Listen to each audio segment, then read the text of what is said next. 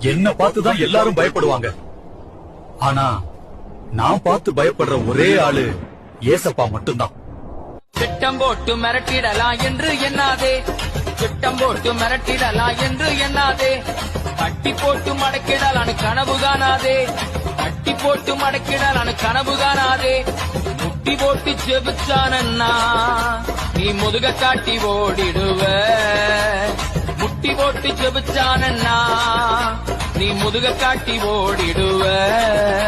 அவ ஆழ அகலம் தெரியாம கால விடாதே, அவன் நீளம் உயரம் தெரியாம மாட்டிக்கொள்ளாதே.